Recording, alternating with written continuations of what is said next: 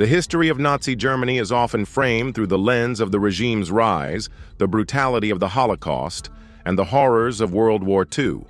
However, resistance to Hitler and the National Socialist movement did exist, though it is often overlooked.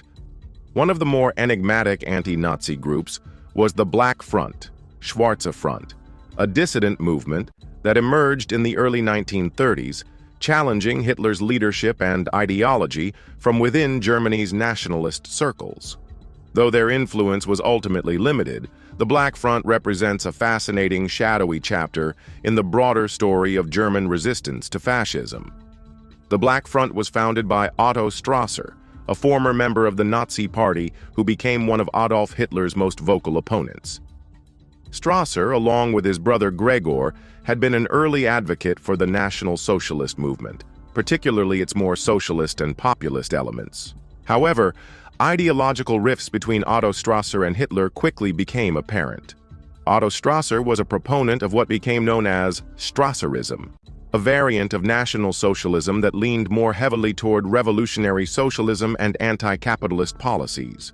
While Hitler sought to align the Nazi Party with industrialists and large landowners, the Strasser brothers advocated for a more radical redistribution of wealth and stronger state control over the economy.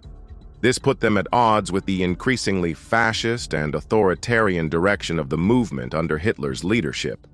The internal struggle within the Nazi Party came to a head in 1930, when Otto Strasser was expelled from the party.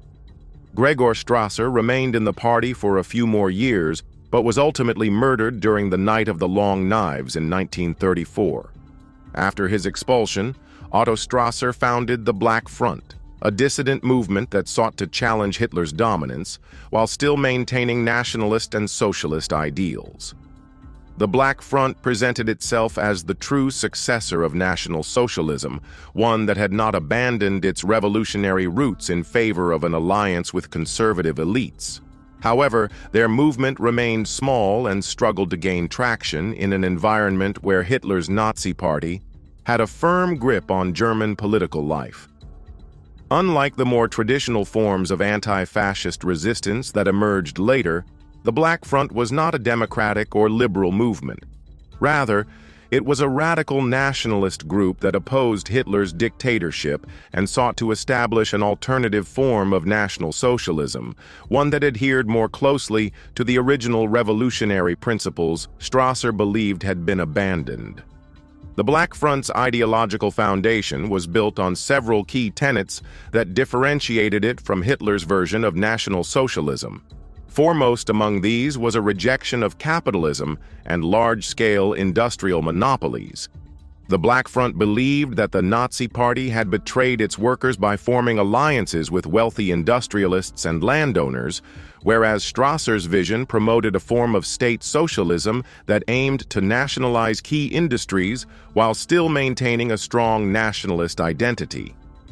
The movement also remained fervently anti-Bolshevik, believing that communism posed a significant threat to German sovereignty, but they sought a nationalist alternative to both capitalism and Bolshevism. Another core aspect of the Black Front's ideology was its militant opposition to Hitler himself. Strasser saw Hitler as a dictator who had abandoned the revolutionary spirit of early National Socialism in favor of authoritarian rule and military expansionism. The Black Front accused Hitler of being a puppet of conservative elites and financial interests, rather than a true champion of the German people. Their movement also rejected the brutal tactics of the SA, Sturmabteilung, and SS, Schutzstaffel, which were responsible for much of the violence and repression in Nazi Germany.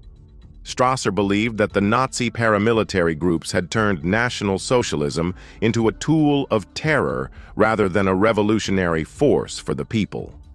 The Black Front sought to create a government that was more directly accountable to the working class and lower middle class Germans, rather than one that served the interests of an authoritarian state. The Black Front was never a mass movement, nor did it possess the organizational power to pose a significant threat to Hitler's regime. However, it did engage in propaganda campaigns, underground resistance efforts, and attempts to build alliances with other anti-Nazi factions. One of the Black Front's primary activities was its widespread use of propaganda. The movement produced anti-Hitler literature, leaflets, and clandestine radio broadcasts that sought to undermine the Nazi government's messaging. Strasser himself was an effective writer and speaker, and he used these skills to articulate a vision of National Socialism that rejected Hitler's authoritarianism. While the Nazi Party maintained a near-total monopoly on propaganda within Germany, the Black Front attempted to reach dissidents through underground networks and international broadcasts. The Black Front also attempted to recruit members from within the ranks of the Nazi Party and the German working class. Strasser and his followers sought to appeal to disillusioned Nazis who felt that Hitler had betrayed the original principles of National Socialism. They also tried to win support among left-wing nationalists and workers who had hoped for a more socialist-oriented government. However, these recruitment efforts were constantly hampered by the Gestapo's relentless suppression of dissent. Many Black Front members were arrested, imprisoned, or executed for their involvement in anti-Nazi activities. In response to increasing repression, Otto Strasser fled Germany in 1933, recognizing that staying in the country would be a death sentence. From exile, he continued his efforts to rally opposition against Hitler, seeking support from both German dissidents and foreign governments. He traveled extensively across Europe and even North America, meeting with politicians and intelligence agencies in an attempt to encourage intervention against Hitler's rule. During World War II, Strasser's Black Front had some contact with British intelligence, which saw potential in using him as a propaganda figure to undermine Nazi unity. However, these efforts were limited in scope, and the Black Front never gained enough traction to play a major role in the war effort.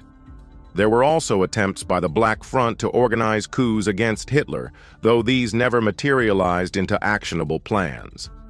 The movement reached out to disillusioned members of the Wehrmacht, industrial workers, and former leftist revolutionaries to stage uprisings against the Nazi regime. However, due to Gestapo infiltration and the fear of brutal reprisals, these efforts remained mostly theoretical. The Nazi regime viewed Otto Strasser as a dangerous traitor, and the Black Front was relentlessly targeted by the Gestapo.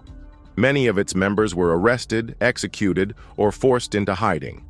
Strasser himself remained in exile, living in countries such as Czechoslovakia, Canada, and Portugal before eventually settling in West Germany after the war. By the late 1930s, the Black Front had been effectively dismantled as an organization. Without a strong internal structure and facing the overwhelming power of the Nazi state, it simply could not sustain itself as an underground resistance movement. Though individual members continued to oppose Hitler from exile or in secret, the Black Front as a formal entity ceased to exist. Though the Black Front failed to significantly weaken Hitler's rule, its existence challenges the common perception that opposition to Nazism came solely from the left or from liberal Democrats. The Black Front was a nationalist, anti-capitalist movement that rejected Hitler's dictatorship while still advocating for radical transformation within Germany. This ideological complexity makes it difficult to categorize in traditional terms, but it serves as a reminder that Nazi Germany was not a monolithic entity without internal opposition. Furthermore, Otto Strasser's story highlights an alternative path that German nationalism could have taken, one that rejected both fascism and communism while advocating for economic justice and revolutionary change. His ideas remained influential among certain far-right nationalist circles even after World War II, though they never regained mainstream traction. The Black Front remains a fascinating yet obscure chapter in the history of Nazi resistance. Unlike the more famous opposition efforts, such as the July 20th plot led by Klaus von Stauffenberg or the White Rose movement, the Black Front's ideological proximity to National Socialism has often left it sidelined in historical narratives.